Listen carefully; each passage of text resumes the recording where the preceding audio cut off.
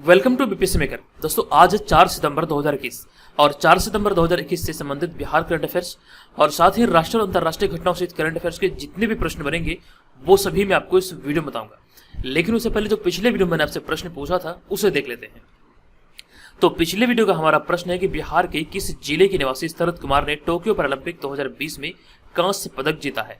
ये Bihar current affairs के दृष्टिकोण से बहुत ही इंपॉर्टेंट प्रश्न था और इस प्रश्न के बारे में तमाम चीजें मैंने आपको विस्तार पूर्वक बताया था। इस प्रश्न का सही उत्तर होगा हमारा ऑप्शन नंबर डी। तो सभी लोगों ने यहाँ पर इस प्रश्न का सही उत्तर किया और अधिकतर लोगों ने इस बारे में डिटेल में लिखा है। तो जो भी प्रश्न आपसे पूछा जाता है आप लोग कमेंट बॉक्स में लिखिए और विस्तार पूर्वक लिखिए। अब यहाँ पर चलते हैं सीधे पहले प्रश्न पे। एक एक करके मैं आपको सारे प्रश्न बताऊंगा और इनसे संबंधित जो एक्स्ट्रा फैक्ट्स होंगे वो भी आपके साथ डिस्कस करूंगा। तो आपको इस पूरे वीडियो को ध्यानपूर्वक देखना है और जो वीडियो के अंत में आपसे प्रश्न पूछा जाएगा उसका आंसर आपको कमेंट बॉक्स में कमेंट करके देना है। तो आज का जो हमारा पहला प्रश्न है ये बहुत ही ज्यादा इंपॉर्टेंट है। ये प्रश्न है कि निम्न कथनों पर विचार करें और बताएं कि कौन सा विकल्प सही नहीं है। ठीक है, तो सारे विकल्प को हम लोग यहाँ पे एक एक करके पढ़ेंगे और उसके बाद निर्धारित करेंगे कौन सा विकल्प इसमें सही नहीं है। तो हमारा पहला विकल्प है कि बिहार के 20 शिक्षकों को राजकीय शिक्षक पुरस्कार 2021 के लिए चयनित किया गया है। यह प्रश्न मैंने आपको कल बताया था। तो ये वाला जो मतलब ऑप्शन है ये बिल्कुल सही है कि राजकीय शिक्षक पुरस्कार 2021 के लिए बिहार के 20 शिक्षकों का चयन किया गया है। हमारा दूसरा विकल्प है कि राष्ट्रीय शिक्षक पुरस्कार 2021 के लिए देश भर के 44 शिक्षकों का चयन किया गया है। तो ये भी पॉइंट यहाँ पर एकदम सही है। और फिर यहाँ पे हमारा विकल्प सी है कि राष्ट्रीय शिक्षक पुरस्कार 2021 बिहार के 4 शिक्षकों को दिया जाएगा, अर्थात 44 शिक्षकों में से 4 शिक्षकों को दिया जाएगा। लेकिन ये वाला पॉइंट बिल्कुल गलत है। 4 शिक्षकों को नहीं बल्कि 2 शिक्षकों को दिया जाएगा। ठीक है, ये वाला पॉइंट गलत है। और यहाँ पे हम ऑप्शन नंबर डी को भी देख लेते हैं। कैमूर के हरिदास शर्मा और मधुबनी की चंद्रा दत्त को राष्ट्रीय शिक्षक पुरस्कार के लिए चुना गया है। ये बिल्कुल सही है। अब यहाँ पे देखिए क्या पूछ रहा है कि निम्न कथनों पर विचार करें और बताएं कि कौन सा विकल्प सही नहीं है। तो ऑप्शन नंबर यहाँ पे जो सी है ये बिल्कुल सही नहीं है। ठीक है, तो इसीलिए हमारा ये आंसर सही हो जाएगा क्योंकि आपसे प्रश्न में ही पूछा जा रहा है कि कौन सा विकल्प सही नहीं है। तो ये हमारा सही नहीं है, तो इसीलिए हमारा राइट आंसर होगा ऑप्शन नंबर सी। ये ध्यान रखिएगा, ऑप्शन नंबर सी यहाँ पर इस प्रश्न का राइट आंसर होगा। अब यहाँ पर देखिए जिन शिक्षकों को राजकीय शिक्षक पुरस्कार 2021 के लिए चयन किया गया यानी कि 20 शिक्षकों का चयन हुआ, तो 20 शिक्षकों की सूची यहाँ पर ऐड है। आप चाहें तो इसे देख सकते हैं, आप चाहें तो इसे नोट्स कर सकते हैं। ठीक है, मैं इसे स्किप कर रहा हूँ। चलिए अब यहाँ पे चलते हैं सीधे दूसरे प्रश्न पे। तो अगला प्रश्न है कि निम्नलिखित में से किसे हाल ही में global India excellence achievement award के लिए चयनित किया गया है। तो इस प्रश्न का हमारा राइट आंसर होगा ऑप्शन नंबर बी, यानी कि डॉक्टर मोहन मिश्र इस प्रश्न का सही उत्तर होगा। अब यहाँ पर मैं आपको इस प्रश्न बारे में बता दूं कि हाल ही में तिलका मांझी भागलपुर यूनिवर्सिटी के स्नातकोत्तर संस्कृत विभाग के अवकाश प्राप्त पूर्व विभागाध्यक्ष डॉक्टर मोहन मिश्र का global India excellence achievement award के लिए भारत रत्न पब्लिशिंग हाउस नई दिल्ली द्वारा चयनित किया गया है। ये नाम आप याद रखिए, आपको यहाँ से प्रश्न पूछा जा सकता है किस यूनिवर्सिटी से संबंधित है। तो ये तिलका मांझी भागलपुर यूनिवर्सिटी के स्नातकोत्तर संस्कृत विभाग के अवकाश प्राप्त विभागाध्यक्ष डॉक्टर मोहन मिश्र को अभी हाल ही में इस अवार्ड के लिए चयनित किया गया है। और ये चयनित किसके द्वारा किया जाता है? ये भारत रत्न पब्लिशिंग हाउस के द्वारा चयनित किया जाता है। ये आपको यहाँ पर ध्यान रखना है। अब यहाँ पर देखिए आगे लिखा गया यह सम्मान उनके अपने क्षेत्र में उत्कृष्ट योगदान के लिए दिया जाएगा। अब यहाँ पे अगला पॉइंट में लिखा गया कि इनसे पहले भी बहुत सारे पुरस्कार इन्हें दिया जा चुका है, तो इसे हम लोग देख लेते हैं। तो इनसे पहले उन्हें शिक्षा रत्न पुरस्कार, best citizen of India award, भारत ज्योति पुरस्कार, glory of India, gold medalist award से सम्मानित किया जा चुका है। अब देखिए यहाँ पे चर्चा हो रही है भागलपुर की, तो भागलपुर को हम लोग यहाँ पर मैप पर देख लेते हैं। जब आप मैप पर नजर डालेंगे तो आपको यहाँ पर भागलपुर की स्थिति देखने को मिलेगा। अब यहाँ से आपको सबसे कॉमन प्रश्न ये याद रखना है कि भागलपुर जिले की सीमा कितने जिलों के साथ अपनी सीमा को साझा करता है। हम स्टार्ट करते हैं यहाँ पे कटिहार से। तो कटिहार 1 हो गया, पूर्णिया 2 हो गया, मधेपुरा 3, खगड़िया 4, मुंगेर 5 और बांका 6। तो कुल मिलाकर 6 जिलों के साथ भागलपुर जिला अपनी जिले की सीमा को साझा करता है। अब यहाँ पर मैं आपको बता दूं कि जैसा कि मैंने आपको बताया कि बिहार में 9 प्रमंडल है और इन 9 प्रमंडल में से भागलपुर भी एक प्रमंडल है। ठीक है, तो भागलपुर प्रमंडल के अंतर्गत कौन से 2 जिले आते हैं? भागलपुर प्रमंडल के अंतर्गत 2 जिले आते हैं। ये 2 जिले कौन कौन है? तो एक तो हो गया हमारा भागलपुर और दूसरा हो गया बांका। ये आप यहाँ पर ध्यान रखिएगा। लेकिन यहाँ पर मैं आपको पटना जिला के बारे में भी कुछ बता दूं कि पटना जिला की स्थिति को आप यहाँ पे देख सकते हैं। पटना बिहार की राजधानी है और ये प्रश्न कई बार यहाँ से पूछा गया कि पटना जिला की सीमा कितने जिलों के साथ साझा होती है। तो कुल मिला के 9 जिलों के साथ पटना जिला की सीमा साझा होती है। चलिए अब यहाँ पर हम आगे बढ़ते हैं। मैंने अभी आपको भागलपुर प्रमंडल के बारे में बताया। आप यहाँ पर देख सकते हैं भागलपुर प्रमंडल है। 9 प्रमंडलों में से एक प्रमंडल भागलपुर है जिसका मुख्यालय भागलपुर है और भागलपुर प्रमंडल के अंतर्गत 2 जिले हैं, भागलपुर और बांका। ये आप यहाँ से याद रखिए। अब यहाँ पर हम चलेंगे अगले प्रश्न पे। हमारा तीसरा प्रश्न भी बहुत ज्यादा इंपॉर्टेंट है। प्रश्न है कि बिहार सरकार ने हाल ही में ग्राम पंचायत और ग्राम कचहरी के चुनाव को लेकर के कितने रुपये जारी किया है। इंपॉर्टेंट प्रश्न है और इस प्रश्न का हमारा राइट आंसर होगा कुल मिलाकर 164 करोड़ रुपये अभी हाल ही में बिहार सरकार के द्वारा जारी किया गया है। अब यहाँ पर मैं आपको बता दूं कि हाल ही में बिहार सरकार ने ग्राम पंचायत और ग्राम कचहरी चुनाव को लेकर के 164 करोड़ रुपये जारी किया है। ठीक है, ये आप यहाँ पर ध्यान रखें। अब इनमें से 109 करोड़ रुपए जो होंगे ये राज्य निर्वाचन आयोग को दिए गए हैं, जबकि शेष 55 करोड़ की जो राशि है ये जिलों को जारी किया गया है। ये आप यहाँ से ध्यान रखें, जिलों को ये राशि जारी की गई है चुनाव प्रक्रिया के लिए। अब यहाँ पे हमारा अगला पॉइंट है कि इस वर्ष बिहार पंचायत चुनाव 11 चरणों में पूरा किया जाएगा। ये भी इंपॉर्टेंट है, ये आपको ध्यान रखना है। देखिए, जिसमें कि प्रथम चरण 24 सितंबर को तथा 11वां और अंतिम चरण का मतदान 12 दिसंबर को होगा। ठीक है, और बिहार पंचायत चुनाव 2021 के तहत पहले चरण में राज्य के 10 जिलों जिनमें कि रोहतास, कैमूर, गया, नवादा, औरंगाबाद, जहानाबाद, अरवल, मुंगेर, जमुई, बांका में चुनाव होगा। तो कुल मिला के पहले चरण की हम बात करें तो पहला चरण जो मतलब कि 24 सितंबर को आयोजित होगा। तो कुल मिला के बिहार के 10 जिलों, आप यहाँ पे देख सकते हैं, इन सारे जिलों में प्रथम चरण का चुनाव आयोजित किया जाएगा और कुल मिला के 11 चरणों में मतलब कि इसे पूरा किया जाएगा। ये सारे संबंधित जानकारी आप याद रखेंगे तो आप एग्जाम में बेहतर कर पाएंगे। मैं यहाँ पर आपको डेली इसलिए कहता हूँ कि आप इसका पीडीएफ फाइल डाउनलोड कीजिए, हमारे पेड ग्रुप को ज्वाइन कीजिए, अन्यथा आप इसका वीडियो का स्क्रीनशॉट लेके आप इसका नोट्स भी तैयार कर सकते हैं। और साथ ही साथ इस तरह के क्विज में भाग लेने के लिए हमारे टेलीग्राम चैनल से ज्वाइन करें। और अगर आप बेहतर तैयारी करना चाहते हैं तो यहाँ पर ऊपर दिए गए व्हाट्सअप नंबर पर हमें pre21 लिख के मैसेज करें। आप यहाँ पर पेड ग्रुप को ज्वाइन करें, आपकी तैयारी बेहतर होगी, बेस्ट क्वालिटी का आपको मटेरियल मिलेगा। पेड ग्रुप के बारे में तमाम इन्फॉर्मेशन मैं आपको इस वीडियो के अंत में दूंगा। चलिए, अब यहाँ पर हम चलते हैं अगले चौथे प्रश्न पे। हमारा चौथा प्रश्न है कि हाल ही की घोषणा के अनुसार निम्नलिखित में से किस अवधि को भारत में शिक्षक पर्व मनाया जाएगा। इंपॉर्टेंट प्रश्न आपके लिए साबित हो सकता है और इस प्रश्न का जो हमारा राइट आंसर होगा ये होगा ऑप्शन नंबर बी, यानी कि 5 सितंबर से लेकर के ऑप्शन नंबर बी नहीं बल्कि ऑप्शन नंबर सी यहाँ पर हो जाएगा। 5 सितंबर से लेकर के 17 सितंबर 2021 तक भारत में शिक्षक पर्व के रूप में मनाए जाने का घोषणा किया गया है। तो यहाँ पर ऑप्शन नंबर सी इस प्रश्न का राइट आंसर है।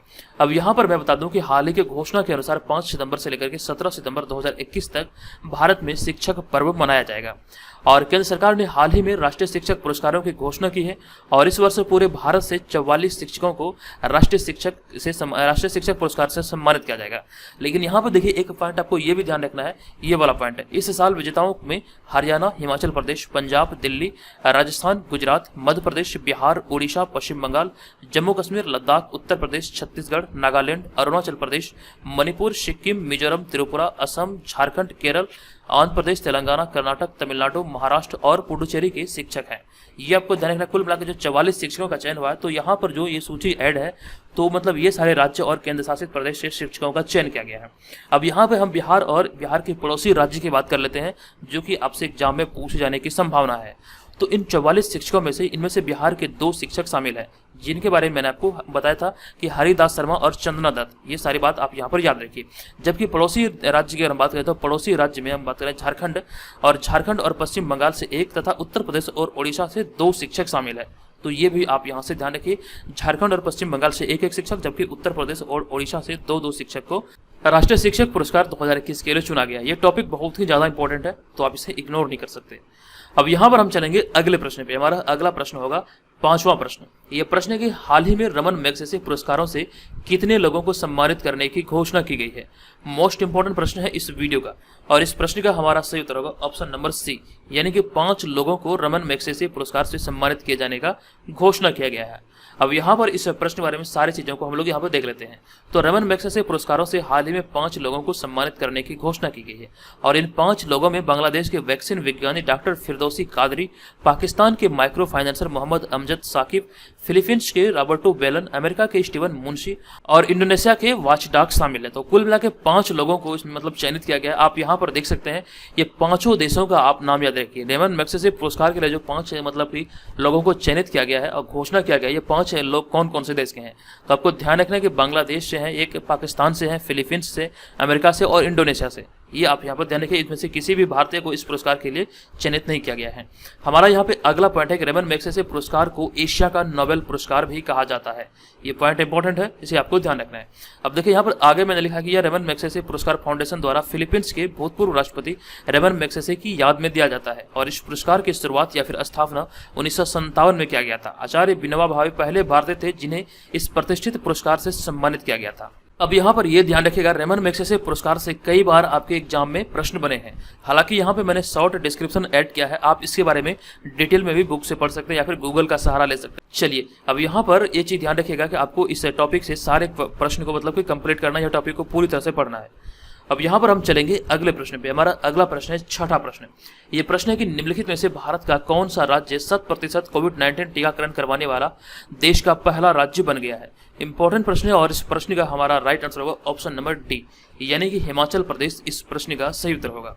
अब यहाँ पर मैं आपको इस प्रश्न पर बता दूं कि हिमाचल प्रदेश राज्य में 100% यानी कि 100% कोविड-19 टीकाकरण करवाने वाला भारत मतलब कि देश का भारत का पहला राज्य बन गया है। ये आपको यहाँ से ध्यान रखना है। अब कुछ दिन पहले मैंने आपको याद होगा, कुछ दिन पहले मैंने आपको बताया था शहर के बारे में कि कौन सा शहर भारत में 100% टीकाकरण करने वाला भारत का पहला शहर बना है। तो जबकि अगर शहर की बात की जाए तो ओडिशा के भुवनेश्वर में 100% यानी कि 100% लोगों का कोरोना टीकाकरण हो चुका है और इसके साथ ही भुवनेश्वर ऐसा करने वाला पहला शहर बना है। यानी कि अपने मतलब के शहर में सभी को मतलब कोरोना टीकाकरण करने वाला भारत का पहला शहर कौन बना है, ये बना है उड़ीसा का शहर भुवनेश्वर, जो कि राजधानी है उड़ीसा की। ये आपको यहाँ से ध्यान रखना है। और हिमाचल प्रदेश की राजधानी है शिमला और हिमाचल प्रदेश अभी हाल ही में मतलब कि 100% कोविड टीकाकरण का लक्ष्य पूरा करने वाला भारत का पहला राज्य बना है। तो राज्य और शहर दोनों यहाँ से आप याद रखेंगे। अब यहाँ पे बढ़ेंगे अगले प्रश्न पे। हमारा अगला प्रश्न है सातवां प्रश्न। हाल ही में अभिनेता सिद्धार्थ शुक्ला का हार्ट अटैक से आकस्मिक निधन हुआ है। वे निम्न में से बिग बॉस के किस सीजन के विजेता थे। इस प्रश्न का हमारा राइट आंसर होगा ऑप्शन नंबर ए, यानी कि 13वें सीजन के विजेता थे। अब यहाँ पर मैं आपको इस प्रश्न में बता दूं कि हाल ही में अभिनेता सिद्धार्थ शुक्ला का हार्ट अटैक से आकस्मिक निधन हुआ। वे 40 वर्ष के थे और वे बिग बॉस सीजन 13 के विजेता थे। आप जो यहाँ पर इस इमेज में देख रहे हैं यही है अभिनेता सिद्धार्थ शुक्ला, जो कि बिग बॉस के सीजन 13 के विजेता थे। उन्होंने दिसंबर 2005 में एशिया, लैटिन अमेरिका और यूरोप के 40 अन्य प्रतिभागियों को हरा करके विश्व के सर्वश्रेष्ठ मॉडल का खिताब जीता था। ये पॉइंट इंपॉर्टेंट है, ये आप ध्यान रखेंगे, ठीक है। उन्होंने 2008 के टीवी सीरियल बाबुल का आंगन छूटे न में मुख्य भूमिका के साथ अपने अभिनय की शुरुआत की थी। ये मुख्य रूप से टीवी एक्टर थे, टीवी कलाकार थे और उन्होंने टीवी में अपना जो अभिनय का शुरुआत किया था। ये प्रमुख टीवी शो जो था एक, जिनका नाम था बाबुल का आंगन छूटे न, तो इसी टीवी सीरियल से इन्होंने अपने मतलब कैरियर की शुरुआत की थी। और इसके अतिरिक्त उन्होंने बालिका वधू और दिल से दिल तक जैसे कई धारावाहिकों में काम किया और उनकी पहली बॉलीवुड फिल्म जो थी वो थी हम्टी शर्मा की दुल्हनिया। तो ये सारी कुछ बेसिक जानकारी है, आप याद रखेंगे। लेकिन ये वाला पॉइंट जो है ये आपके लिए बहुत ही ज़्यादा इंपॉर्टेंट है। और ये कौन सा सीजन के विजेता थे, इस तरह से प्रश्न आपसे बन सकते हैं एग्जाम में। तो 13वें सीजन के विजेता थे बिग बॉस के। अब यहाँ पे हमारा अगला प्रश्न है 8वां प्रश्न। किस देश के राष्ट्रपति गोटबाया राजपक्षे ने हाल ही में देश में आर्थिक आपातकाल की घोषणा की है। इस प्रश्न का हमारा सही उत्तर होगा ऑप्शन नंबर डी। इंपॉर्टेंट प्रश्न है, ऑप्शन नंबर डी यहाँ पर इस प्रश्न का राइट आंसर होगा। अब यहाँ पर मैं आपको बता दूं कि हाल ही में श्रीलंका के राष्ट्रपति गोटबाया राजपक्षे ने देश में आर्थिक आपातकाल की घोषणा की है। ये आपको ध्यान रखना है। अब देखिए यहाँ पर जो अगला पॉइंट है ये इंपॉर्टेंट है। देश की मुद्रा के मूल्य में भारी गिरावट के कारण खाद्य कीमतों में तेजी आने के बाद बढ़ती मुद्रास्फीति को रोकने के लिए श्रीलंकाई राष्ट्रपति द्वारा यह कदम उठाया गया है। यानी कि जो श्रीलंका की जो करेंसी है, श्रीलंका की जो मुद्रा है, उसमें मतलब उसके मूल्य में भारी गिरावट आई है, जिसके कारण खाद्य सामग्री की कीमतों में तेजी आई है। उसके बाद ये मतलब कि निर्णय लिया गया है राष्ट्रपति गोटबाया राजपक्षे के द्वारा। और यहाँ पर अगला पॉइंट में लिखा गया है कि उन्होंने आवश्यक वस्तुओं की जमाखोरी को रोकने के लिए सार्वजनिक सुरक्षा अध्यादेश के तहत आपातकाल की स्थिति घोषित किया है। तो ये आपको ध्यान रखना, जमाखोरी को खत्म करने के लिए भी ये मतलब एक तरह काम करेगा। तो इसे ध्यान रखते हुए इस तरह का भी घोषणा भी हाल ही में किया गया है। अब यहाँ पर मैं आपको एक जानकारी दे दूं कि भारत में भी राष्ट्रीय आपातकाल की घोषणा भारत के राष्ट्रपति द्वारा ही किया जा सकता है। इस चीज का आप ध्यान रखिएगा। अब यहाँ पर चलते हैं हम अगले प्रश्न पे। हमारा अगला प्रश्न 9वां प्रश्न। यह प्रश्न है कि चीन के किस शहर को यांगून म्यांमार के माध्यम से हिंद महासागर तक पहुंच प्रदान करने वाला एक नया समुद्री सड़क रेल लिंक शुरू किया गया है। चीन के किस शहर को यांगून म्यांमार के माध्यम से हिंद महासागर तक पहुंच प्रदान करने के लिए एक नया समुद्री रेल लिंक शुरू किया गया है। तो इस प्रश्न का जो हमारा राइट आंसर होगा, ये चीन का कौन सा शहर है। तो ऑप्शन नंबर बी यहाँ पर इस प्रश्न का राइट आंसर होगा, चेंगदू इस प्रश्न का राइट आंसर होगा। अब यहाँ पर मैं आपको बता दूं कि हाल ही में चीन के चेंगदू शहर को यांगून म्यांमार के माध्यम से हिंद महासागर तक पहुंच प्रदान करने वाला एक नया समुद्री सड़क रेल लिंक शुरू किया गया है, जो कि यह पश्चिमी चीन को हिंद महासागर से जोड़ने वाला पहला व्यापार गलियारा अर्थात ट्रेड कॉरिडोर होगा। आप यहाँ पर इस इमेज में देखकर समझ सकते हैं। आप यहाँ पर देख सकते हैं ये चाइना है, यहाँ पर देख सकते हैं ये चाइना है, चाइना का ये शहर है चेंगदू, और यहाँ पर म्यांमार है जो कि म्यांमार का शहर है यांगून। तो यहाँ से मतलब कि लेकर के इस तरह से इसका रूट होगा कुछ, तो इस तरह से मतलब कि ये व्यापार कॉरिडोर का निर्माण किया जा रहा है, जो कि मतलब कि यह पश्चिमी चीन को हिंद महासागर से जोड़ने वाला पहला व्यापारिक गलियारा होगा। ठीक है, ये आप यहाँ से ध्यान रखें। अब यहाँ पर हम चलते हैं अगले प्रश्न पे। हमारा अगला प्रश्न है 10वां प्रश्न। हाल ही में किसे केंद्रीय प्रत्यक्ष कर बोर्ड यानी कि सीबीडीटी का चेयरमैन नियुक्त किया गया है? इस प्रश्न का हमारा राइट आंसर होगा जेबी महापात्रा। ऑप्शन नंबर सी इस प्रश्न का राइट आंसर होगा। अब यहाँ पर मैं आपको बता दूं कि हाल ही में भारतीय राजस्व सेवा के वरिष्ठ अधिकारी जेबी महापात्रा को केंद्रीय प्रत्यक्ष कर बोर्ड यानी कि सीबीडीटी का चेयरमैन नियुक्त किया गया है। ये आपको यहाँ से याद रखना। आप जो यहाँ पर इस इमेज में देख रहे यही है जेबी महापात्रा। जेबी महापात्रा 1985 बैच के IRS अधिकारी हैं। ये आप यहाँ से ध्यान रखिए। इससे पहले वे केंद्र सरकार की ओर से गठित इनकम टैक्स की कमेटी में भी सेवा दे चुके हैं। तो यहाँ से भी आपके प्रश्न बन सकते हैं। तो इनसे संबंधित ये सारी जानकारी आप याद रखिए। इनका नाम है जेबी महापात्रा, जो कि अभी हाल ही में केंद्रीय प्रत्यक्ष कर बोर्ड के चेयरमैन के रूप में नियुक्त हुए हैं। अब चलेंगे यहाँ पर अगले प्रश्न पे। हमारा अगला प्रश्न है 11वां प्रश्न। हाल ही में लद्दाख में लेह को किस झील से जोड़ने वाले विश्व की सबसे ऊंची मोटर युग सड़क का उद्घाटन किया गया है? इंपॉर्टेंट प्रश्न है और इस प्रश्न का हमारा राइट आंसर होगा ऑप्शन नंबर ए यानी कि पेंगोंग झील इस प्रश्न का राइट आंसर होगा। अब यहाँ पर मैं आपको इस प्रश्न पर बता दूं कि हाल ही में लद्दाख में लेह को पेंगोंग झील से जोड़ने वाले विश्व की सबसे ऊंची मोटर युग सड़क का उद्घाटन किया गया है। आप यहाँ पर इस इमेज में देख सकते हैं। और फिर यहाँ पे हमारा अगला प्रश्न यह 18,600 फीट की ऊंचाई पर केला दर्रे से गुजरने वाला सड़क का हिस्सा विश्व का सबसे ऊंचा मोटर मार्ग बन गया है। ये आपको ध्यान रखना, ये केला दर्रे से गुजरने वाला सड़क मार्ग है। ठीक है, ये दर्रे का नाम है, इसको आपको यहाँ पर ध्यान रखना है। अब यहाँ पे हमारा अगला पॉइंट है, इसका निर्माण भारतीय सेना के 58 इंजीनियर रेजिमेंट द्वारा किया गया है। ये वाला भी पॉइंट इंपॉर्टेंट है, तो यहाँ से आपके प्रश्न बन सकते हैं। सारे प्रश्नों को आप नोट डाउन कीजिए अपने नोटबुक में और इसे तैयारी कीजिए। आपकी करंट अफेयर्स की तैयारी बेहतर होगी। ये मेरा आपसे वादा है कि आपको दोबारा कहीं से भी करंट अफेयर्स पढ़ने की आवश्यकता नहीं है। जिस प्रकार से जनवरी से मैं आपको करंट अफेयर्स दे रहा हूँ वीडियो और PDF फॉर्मेट में, ये आपके लिए बहुत ही ज़्यादा उपयोगी सिद्ध होगा। अब यहाँ पे हमारा अगला प्रश्न ये भी बहुत ही ज़्यादा इंपॉर्टेंट है। ये प्रश्न है कि निम्न में से कौन सा IIT संस्थान इलेक्ट्रॉनिक कचरे से निपटने के लिए ई-सोर्स नामक ऑनलाइन प्लेटफॉर्म विकसित कर रहा है? तो इस प्रश्न का हमारा राइट आंसर होगा ऑप्शन नंबर बी यानी कि IIT मद्रास इस प्रश्न का राइट आंसर होगा। अब यहाँ पर मैं आपको बता दूं कि IIT मद्रास हाल ही में इलेक्ट्रॉनिक कचरा से निपटने के लिए ई-सोर्स नामक ऑनलाइन प्लेटफॉर्म विकसित कर रहा है और ये ई-सोर्स अपशिष्ट विद्युत और इलेक्ट्रॉनिक उपकरण के लिए ऑनलाइन मार्केट प्लेस के रूप में कार्य करने के लिए एक एक्सचेंज प्लेटफॉर्म के रूप में कार्य करेगा। तो ये आप यहाँ पर ध्यान रखिए, ये पूरी तरह से एक्सचेंज प्रक्रिया पर काम करेगा, जो कि अभी विकसित किया जा रहा है IIT मद्रास के द्वारा। ठीक है, अब यहाँ पर हम चलेंगे आज के इस वीडियो के प्रश्न की ओर। आज के इस वीडियो का प्रश्न है कि हाल ही में बिहार के कितने शिक्षकों को राजकीय शिक्षक पुरस्कार 2021 के लिए चयनित किया है? इस प्रश्न के बारे में कंप्लीट इन्फॉर्मेशन मैं आपको दे चुका हूँ। इसका आंसर क्या होगा कृपया मुझे कमेंट करके बताइए। आप चाहें तो यहाँ पर इसके बारे में डिटेल में भी लिख सकते हैं। और जो लोग पेड ग्रुप को ज्वाइन करने इच्छुक हैं, यहाँ पर इस व्हाट्सअप नंबर पर हमें pre21 लिख के मैसेज करें।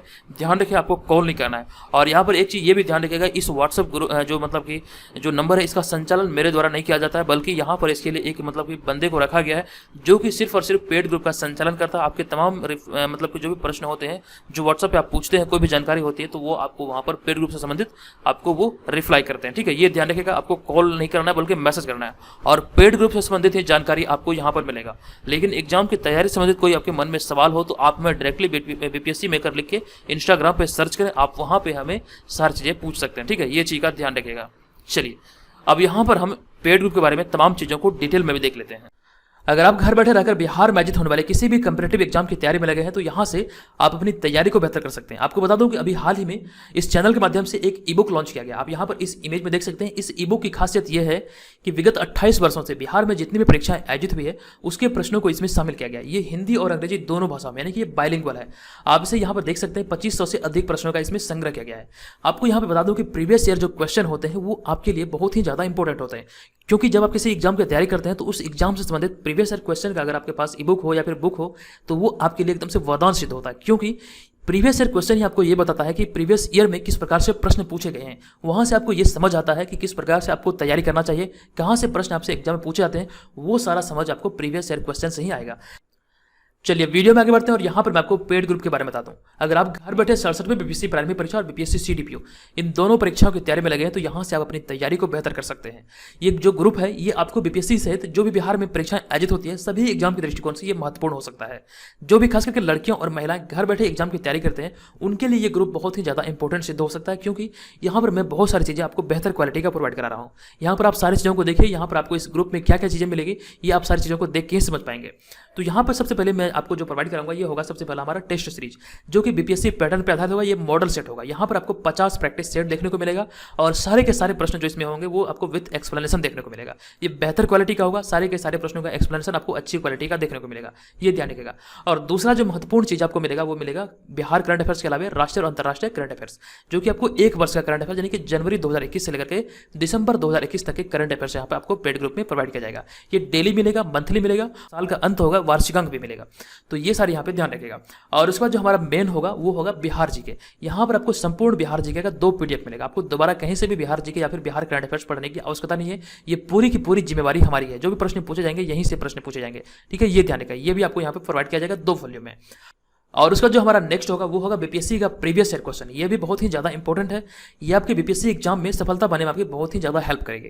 और उसका जो हमारा नेक्स्ट होगा वो होगा, यहाँ पे आप देख सकते हैं बिहार तथा राष्ट्रीय और अंतर्राष्ट्रीय घटनाओं का करंट अफेयर जो होगा 2020 वाला वार्षिक अंक। अगर आपको जरूरत हो तो ये भी आपको प्रोवाइड होगा, क्योंकि बीपीएससी एग्जाम में विगत 18 माह के करंट अफेयर से पूछे जाते हैं। तो अगर आपको इसका जरूरत हो तो ये भी आप यहाँ पे प्राप्त कर सकते हैं।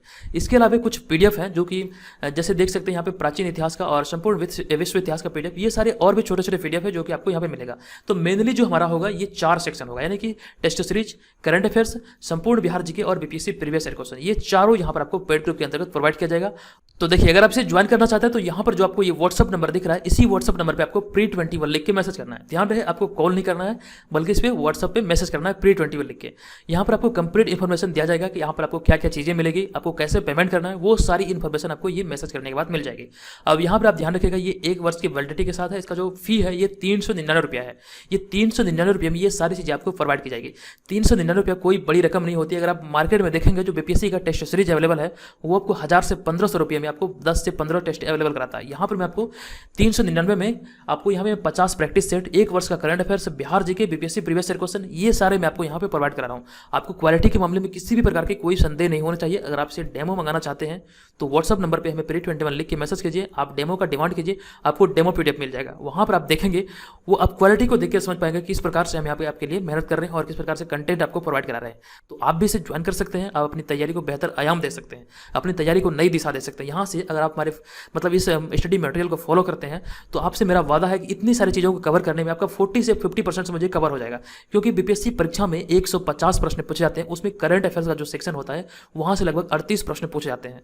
तो 38 प्रश्न हो गया। बिहार जीके अगर मैं 10 ही मान लूँ तो 38 10 कितना हो गया, 48 48 हो गया।